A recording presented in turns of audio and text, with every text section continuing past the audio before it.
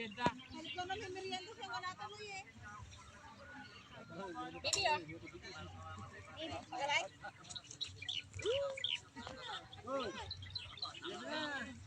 Jana, ano ba gamit ka, Jana? Yun ang Camila, kapitbahay lang namin ng Camila Resort. Yan sa may kumakantay, may mga A-house. Si Camila Resort ay ang aming kapitbahay na magsisibuyas. Pagkatapos magtanim, pwede maglublob sa pool.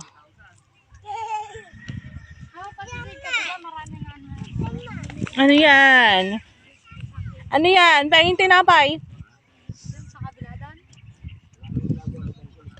Ako na yung nga nagyayang magmerienda sa nagsipagsukutan.